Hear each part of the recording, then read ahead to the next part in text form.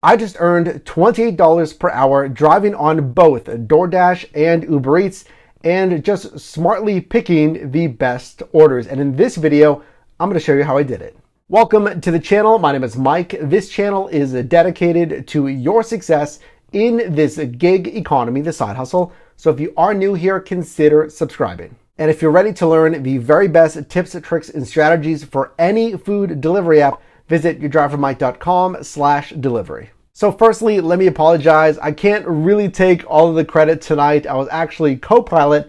I was driving on, yes, DoorDash and Uber Eats with my twin brother Matt here in Pittsburgh, Pennsylvania. Matt leveraged his expertise driving here in Pittsburgh to make the most money. It's the same exact thing you're gonna do in your marketplace. So having said that, let's go over these orders and explain why he accepted what he accepted. So what we're doing in this shift is called multi-apping. It's driving on different apps at the same time and again, picking the best one for you. So we can see here a $2 peak pay bonus from DoorDash. And we did have some bonus pay from Uber. That is, of course, Uber Surge, about 1.4 to 1.5, maybe 1.7 Surge. So we're online with both apps. And this is order number one. We can see $10.50 for Subway, 1.7 miles.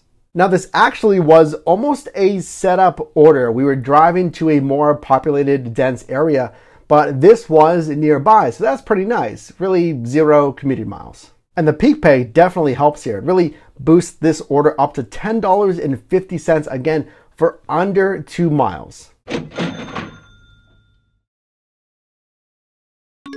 So after completing that first delivery, let's look at this order from Uber Eats. And I want you to pay attention because this one is actually a stacked order. So a stacked order, it's just 2 different assignments for one driver. So let's make a note here. It does say 2 orders at the bottom of the order request screen.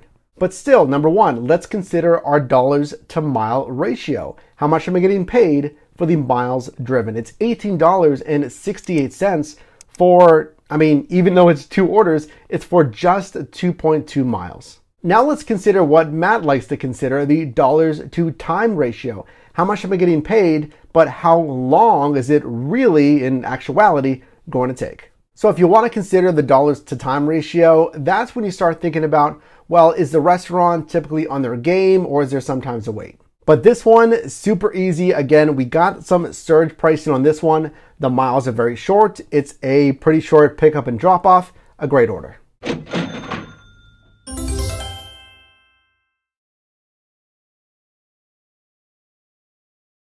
Now let's turn our attention back to DoorDash. This one, Coriander India Grill, $10 for 2.9 miles.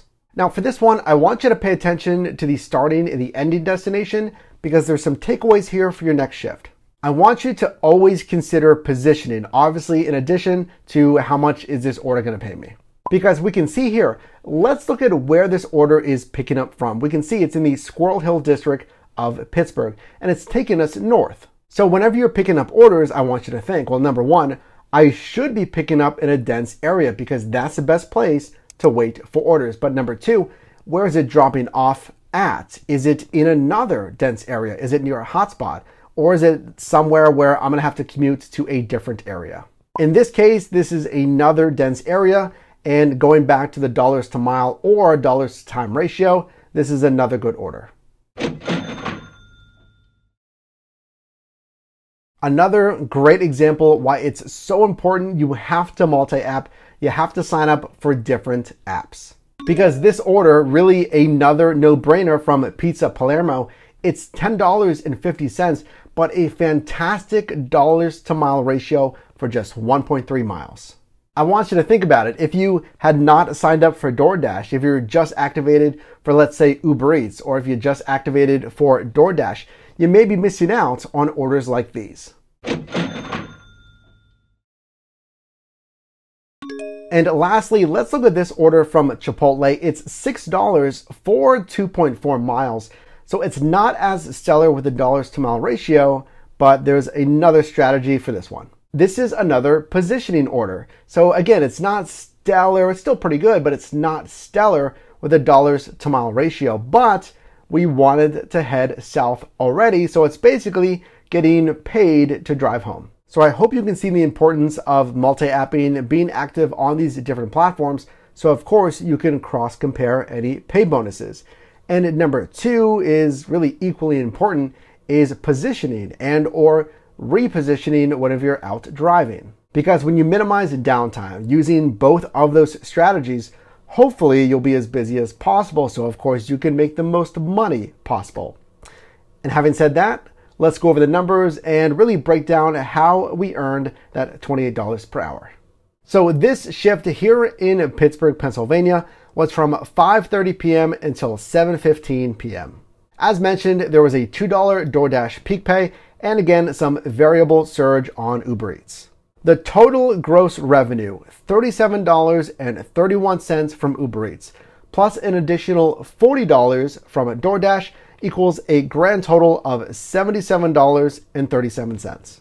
And for that time, of course, there is our gross revenue per hour, $28.13.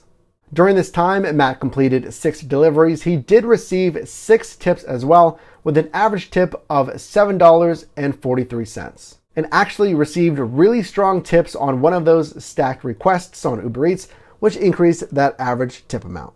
Business miles, very, very smart. Here's where you can leverage your expertise in your marketplace to minimize unnecessary miles. Matt was very smart with his driving, minimizing his business miles to just 14.9 miles. And based on that total pay, that equals a really astounding $5.19 payout per mile. And based on those business miles, Matt gets a tax deduction of $8.57. So I think this shift is a fantastic example of following best practices. It's knowing when, where, and how to drive, driving on different apps, driving ideally during pay bonuses as well. It's also minimizing the business miles to keep your expenses low. So if you got value in this video, definitely drop me a like. And for the very best accessories for any app in this gig economy, visit my Amazon storefront, that linked down below. And you can also click or tap the screen now for my most recent video, as well as a video recommended for you, and I'll see you in the next one.